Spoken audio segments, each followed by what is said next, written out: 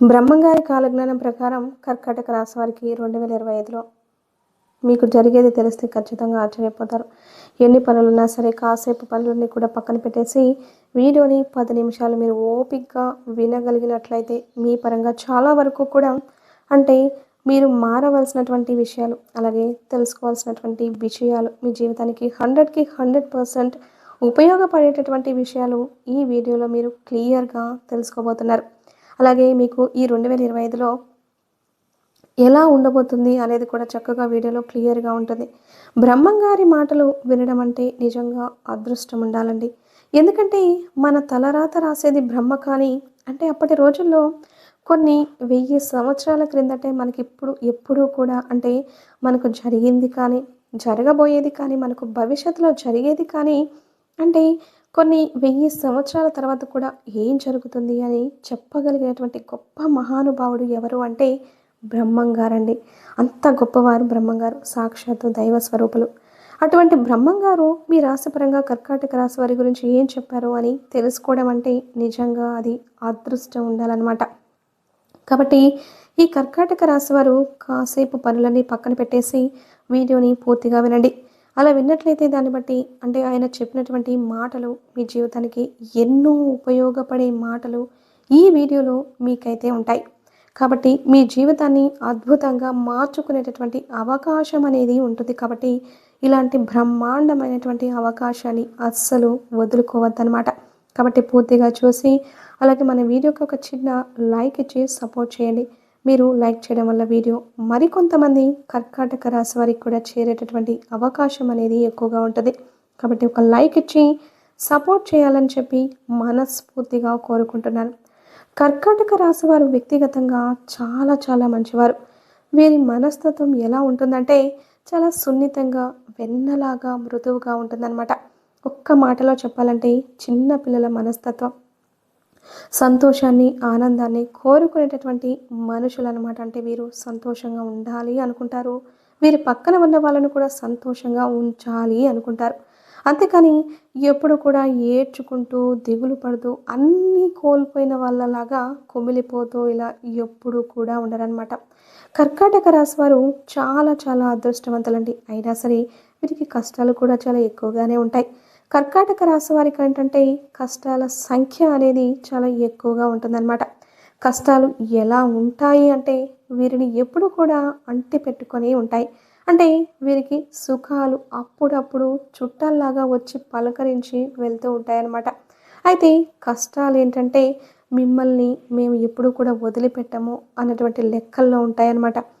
కాబట్టి వీరికి ఇప్పుడు కాదు, చిన్న వయసు నుంచి కూడా వీరి శక్తికి మించినటువంటి బరువులు, బాధ్యతలు, కష్టాలు అంటే తల్లిదండ్రులు చిన్న వయసు దగ్గర నుంచి కూడా ఉన్నాయి. ఇలా మనం గమనించుకున్నట్లయితే వీరికి ఎప్పుడు కూడా కష్టాలు అనేవి ఎక్కువగానే ఉంటూ ఉంటాయి.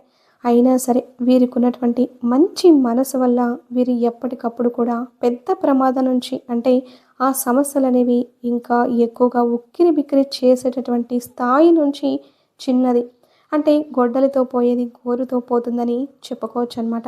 అట్లా ఆ కష్టాల నుంచి వీళ్ళు బయటపడుతున్నారు ఆ దైవానుగ్రహం వల్ల అని చెప్పేసి మనం ఇక్కడ క్లియర్గా చెప్పుకోవచ్చు. ఎందుకు అనంటే వీరి కళ్ళ ఎదురుగా ఎవ్వరు ఇబ్బంది పడుతున్నా కూడా అంటే గబగబా అరిచినప్పటికీ, కోపడినప్పటికీ, ఎదుటి వారిని తిట్టినప్పటికీ, చేసినప్పటికీ కూడా వారి మనసు ఏంటంటే కరిగిపోతుందన్నమాట. లోపల ఒక జాలి అనేది ఉంటుంది. అయ్యో వీళ్ళు ఇట్లా ఇబ్బంది పడుతున్నారే, మనకి చేతనైనటువంటి సహాయం అనేది మనం చేయాలి అని చెప్పేసి అనుకుంటూ ఉంటారనమాట. కాబట్టి ఆ దైవ అనుగ్రహం అనేది వీరి మీద పుష్కలంగా ఉంటుంది. అలాగే కర్కాటక రాశి వ్యక్తులు చాలా చాలా చురుగ్గా ఉంటారనమాట. ఏ పనిలోనైనా సరే చాలా తెలివిగా, చాలా చురుకుగా ఒక పని కనుక వీళ్ళు మొదలు పెట్టారంటే ఆ పని పూర్తి చేసేదాకా ఆ పనిని వదిలిపెట్టారు, నిద్రపోరనమాట. ఆ పనిని కూడా చాలా శ్రద్ధతో చేస్తారనమాట. పనిని ఉత్సాహంగా చేసి పూర్తి చేస్తారు. అంటే కొంతమంది చూడండి, ఒక పని ఏంటంటే చాలా కష్టంగా పూర్తి చేస్తారు, వాళ్ళకి ఇష్టం ఉండదు, ఇక తప్పదు కదా అన్నట్లుగా పూర్తి చేస్తారు. కానీ వీరి పని ఎలా ఉంటుంది అంటే ఇష్టంగా మన పని అని చెప్పేసి సంతోషంతో ఒక బాధ్యతతో కూడినటువంటి ఒక పనితో అలా చేస్తారు. అయితే వీరికి ఏంటంటే ఒక చిన్న వీక్నెస్, కొంచెం ఎదుటి వారిని ఎక్కువగా నమ్మేస్తూ ఉంటారు. అది స్నేహితులు అవ్వచ్చు, బంధువులు అవ్వచ్చు. ఇట్లా వీరిని కొంచెం ఎక్కువగా నమ్ముతూ ఉంటారనమాట. అంటే మంచిగా, ప్రేమగా ఒక మాట చెప్తే, అయ్యో! ఇంత ప్రేమగా చెబుతున్నారు, వీళ్ళు చాలా చాలా మంచివాళ్ళు అని చెప్పేసి ప్రతి ఒక్కరిని కూడా గుడ్డిగా నమ్మేస్తూ ఉంటారు. ఇప్పుడు అనుకునే మనుషుల్ని మనం నమ్మితే ఇబ్బందే లేదండి. కానీ ప్రతి ఒక్కరిని కూడా అంతే గుడ్డిగా నమ్ముకుంటూ వెళ్తే ఈ రోజుల్లో అంటే మీ అంత మంచిగా ఎవరు కూడా ఉండట్లేదు. నమ్మాలి, కాకపోతే ఎవరిని నమ్మాలి, ఎవరిని నమ్మకూడదు అనేటువంటిది కొన్ని కొన్ని అంచనాలనేవి మనం వేసుకుంటే బాగుంటుంది. అలా కాకుండా మంచిగా నటించే ప్రతి ఒక్కరిని కూడా నమ్మితే చాలా చాలా ఇబ్బంది పడాల్సినటువంటి పరిస్థితి అనేది వస్తుంది. కాబట్టి జాగ్రత్తగా ఉండండి. ఎందుకు అంటే ఈ రోజుల్లో మన అనుకునే మనుషులకి, మన బంధువుల్లో కావచ్చు, రక్త సంబంధికుల్లో కావచ్చు, మన అని ఎవరినైతే అనుకుంటున్నామో వాళ్ళకి శ్రద్ధలు ఉండడం లేదు. అవసరానికి వాడుకొని పక్కకు వెళ్ళిపోతున్నారు. కాసేపు, కూసేపు శ్రద్ధతో, ప్రేమతో మాట్లాడినా కూడా అది అంతవరకే ఉంటుంది. కానీ వారి మనసు అనేది ఎప్పుడు, ఎప్పటికీ కూడా మనది కాదు. వారికి ప్రత్యేకంగా మన మీద ప్రేమలు ఉండవు. కాసేపు నవ్వుకున్నామంటే నవ్వుకున్నాం అంతే. కాసేపు మాట్లాడుకున్నామంటే మాట్లాడుకున్నాం అంతవరకే. అంతకు మించినటువంటి ఇంకా ఉంటుందని చెప్పేసేసి అనుకుంటే అది మీ యొక్క పిచ్చితనం అవుతుందనమాట. కాబట్టి ఎవరిని ఇబ్బంది పెట్టవద్దు, ఎవరిని ఏమీ అనవద్దు. కానీ మీకన్నా కూడా జనమే ఎక్కువ అని చెప్పేసి ఎప్పుడు కూడా అనుకోవద్దు. ఎందుకంటే ఎవరి గురించి వాళ్ళు బాగా చూసుకుంటారు. ఎవరి ప్రపంచం వాళ్ళకు ఉంది. అంతేకాని వాళ్ళ ప్రపంచమంతా మీరే ప్రతిదీ కూడా మీ గురించి శ్రద్ధగా మాట్లాడుతున్నారు అనుకోవద్దు. ఎందుకంటే మన విషయాల్లో మనకు ఉండేటటువంటి శ్రద్ధ పక్క వాళ్ళకి ఎప్పటికీ కూడా ఉండదు. వాళ్ళ మైండ్‌కి తగ్గట్లుగా, వాళ్ళ నోటికి ఏదో వచ్చినట్లుగా అప్పుడు చెప్తారు సలహా. అంతేకాని మనసు లోతుల్లో నుంచి ఆలోచించుకోవాల్సింది మన విషయాలు మనము మాత్రమే, లేదా మన కుటుంబ సభ్యులు. ఎందుకంటే ఒక లాభం వచ్చినా, ఒక నష్టం వచ్చినా మన కుటుంబ సభ్యులు దానిని అంటే లాభం వస్తే సంతోషపడతారు. నష్టం వచ్చింది అనుకోండి ఇబ్బంది పడేది వాళ్ళే. కాబట్టి కుటుంబ సభ్యులను సలహాలైతే అడగండి. ఇట్లా ఏమైనా చేయాలనుకున్నా, ఏదన్నా ఏ విషయమైనా సరే అప్పుడు వాళ్ళు చెప్పినటువంటి నిర్ణయాలు మీకు చాలా చక్కగా ఉపయోగపడతాయి. అంతేకాని బయట వాళ్ళ నిర్ణయాలు నీటి మీద బుడగ లాంటివి అన్న విషయాన్ని మర్చిపోవద్దు. ఇలా చేయండి. ఈ 2025లో బాగా బిజీగా ఉంటారు. డబ్బు చేతికి అందుతుంది. కానీ చేతికి అందడానికి ఎంత కష్టమైతే మీరు పడ్డారో, అంతకు మించినటువంటి ఖర్చులతో స్పీడ్‌గా నీటిలాగా వృధా అయిపోతుంది. డబ్బు వచ్చినా, డబ్బు వచ్చినట్లుగా ఖర్చులైతే అయిపోతాయి. ఇంకా అప్పు చేద్దామా అన్నట్లుగా ఉంటుందన్నమాట.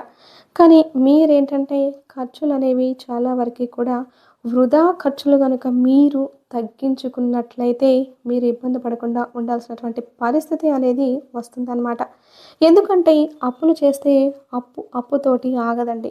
రూపాయి వడ్డీ తీసుకుంటే దానికి రూ. 10 వడ్డీలు కట్టాలి. ఆ వడ్డీలు కట్టడం వల్ల చివరకు మనకు ఉన్నటువంటి స్థిరాస్తులు కూడా అమ్ముకొని ఇబ్బంది పడేటటువంటి పరిస్థితి అనేది ఉంటుంది. కాబట్టి ఎప్పుడు కూడా మనకు ఉన్న దాంట్లో మనం సర్దుకుపోవాలి. అంతేకాని రూపాయి చేతిలో కనబడుతుంది కదా అని చెప్పేసి ఆ రోజు జల్సా చేశారంటే మళ్ళీ ఇంకొక రోజు అనేది ఉంటుంది. ఆ రోజున మన దగ్గర ఓపిక ఉంటుందో ఉండదో తెలీదు.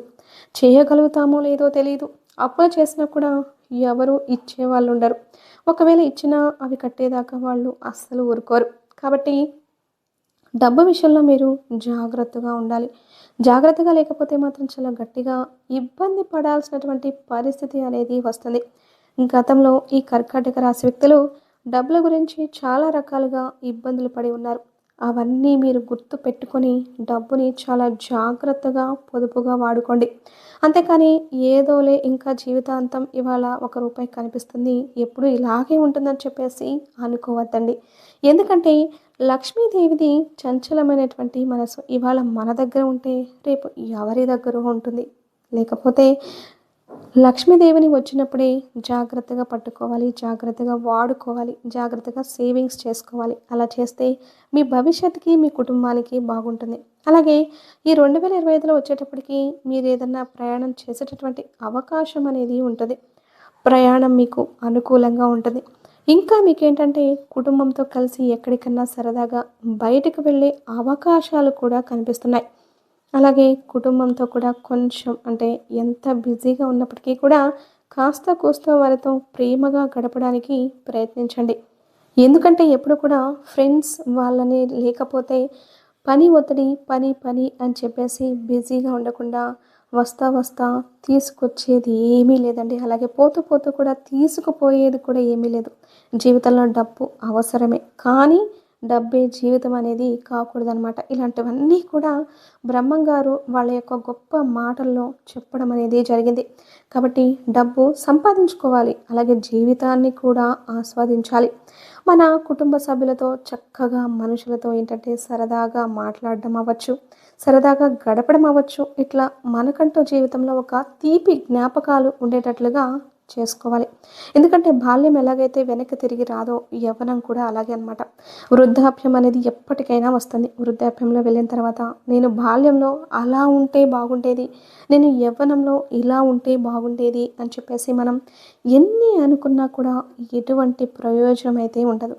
పోయిన క్షణం కూడా ఎప్పటికీ తిరిగి రాదు. కాబట్టి ప్రతి రోజును కూడా మనం ఆనందంగా, సంతోషంగా, హ్యాపీగా గడపాలి. సంతోషం అంటే డబ్బుతో కొనుక్కునేది కాదు. అది మన మనసులో నుంచి రావాలి. దానికి ఎటువంటి ఖర్చులు కానీ, ఎటువంటి పెట్టుబడి కానీ లేదు. కాబట్టి ఖర్చు లేనటువంటి సంతోషాన్ని చక్కగా, ప్రశాంతంగా, ఫ్రీగా మనమందరం కూడా సంతోషంగా గడుపుదాం. టెన్షన్లు, ఒత్తిళ్ళు ఎప్పుడు ఇదే కాదండి. జీవితం అంటే పని చేసుకోవాలి, ప్రశాంతంగా ఉండాలి, కుటుంబంతో గడపాలి. అన్ని రకాలుగా చూసుకుంటూ వెళితేనే దానిని జీవితం అంటారు. అంతేకాని ఎప్పుడు కూడా ఎక్కడ ఆగిపోయినోళ్ళు అక్కడ ఏడ్చుకుంటూ కూర్చుంటే రేపు వెనక్కి తిరిగి చూసుకుంటే అంతా చీకటి, దుఃఖం తప్ప ఏమీ మిగలదు. మళ్ళీ మన మనసు మారి మేము సంతోషంగా నవ్వుదాం అని అనుకుంటే మాత్రం వెనక్కి వెళ్ళలేం. కాబట్టి జాగ్రత్తగా ఉండండి. చేసినంత వరకు రూపాయి సేవింగ్స్ అనేవి చేసుకోండి. వృధా ఖర్చులను తగ్గించుకోండి. కర్కాటక రాశి విద్యార్థులకు బాగుంది. ఉద్యోగం లేని వారికి తప్పకుండా ఉద్యోగ అవకాశాలు అయితే ఉన్నాయండి. వివాహం కాని వారికి వివాహం ఖచ్చితంగా జరుగుతుంది. వీరి యొక్క వివాహ జీవితం కూడా బ్రహ్మాండంగా ఉంటుంది. ప్రేమించిన వారిని వివాహం చేసుకునే అవకాశం కూడా ఎక్కువగా ఉంటుందన్నమాట. అలాగే వీరిలో కొంతమంది ఏంటంటే కొంచెం కోర్టు కేసుల్లో ఇబ్బందుల్లో ఉన్నవారు వీరికి అనుకూలమైనటువంటి తీర్పులు వస్తాయని చెప్పేసి మనం ఇక్కడ చాలా క్లియర్గా అయితే చెప్పుకోవచ్చు. పెండింగ్లో ఉన్నటువంటి పనులు చాలా చక్కగా పూర్తవుతాయి. అలాగే వీరిలో కొంతమందికి సంతానం లేకుండా ఇబ్బంది పడే వారికి సంతాన భాగ్యం అనేది కలుగుతుంది. అలాగే మీరేంటంటే చాలా వరకు కూడా విదేశాలకు వెళ్ళి మంచిగా చదువుకునే అవకాశం అనేది ఉంది. మీకు గతంతో పోల్చుకుంటే డబ్బుకి సంబంధించిన సమస్యలు కూడా చాలా వరకు తగ్గుతాయి. అప్పులు కూడా తీర్చుకుంటూ వస్తున్నారు. కానీ మీరు డబ్బు విషయంలో చాలా జాగ్రత్తగా ఉండండి. ఎవరికి అప్పుగా ఇవ్వద్దు, ఎవరి దగ్గర అప్పుగా తీసుకోవద్దు, ఎవరికి మధ్యవర్తిగా ఉండకూడదు, ఎవరితో ఎక్కువగా మాట్లాడవద్దు, తక్కువగా మాట్లాడవద్దు, కోప్పడవద్దు. ప్రతిదీ కూడా ఒక లిమిట్లో ఉండాలి. మీ జీవితానికి మీరే కింగులు అవుతారు. అప్పుడు ఆడవారవచ్చు, మగవారవచ్చు, ఎవరైనా సరే బ్రహ్మాండంగా ఉంటారు. ఈ కర్కాటక రాశి వారికి అయితే మాత్రం మీ జీవితం అనేది మీ చేతుల్లో ఉందండి. చక్కగా కష్టపడి మీ జీవితాన్ని పూలబాట చేసుకోండి. సంతోషంగా ఉండండి. అర్థమైంది కదండి. కర్కాటక రాశి వారికి 2025లో చక్కగా అనుకూలంగా ఉందని చెప్పేసి మన వీడియో నచ్చితే ఒక చిన్న లైక్ ఇచ్చి సపోర్ట్ చేయండి. మీరు చేసే లైక్ వల్ల ఈ వీడియో మరికొంతమంది కర్కాటక రాశి వ్యక్తులకు చేరే అవకాశం అనేది ఎక్కువగా ఉంటుంది. అలాగే మీకు తెలిసిన కర్కాటక రాశి ఫ్రెండ్స్ ఉంటే వారికి కూడా షేర్ చేసి మన ఛానల్ని సబ్స్క్రైబ్ చేసుకొని సపోర్ట్ చేస్తారని మనస్ఫూర్తిగా కోరుకుంటూ జై శ్రీకృష్ణ అని కామెంట్ చేయండి.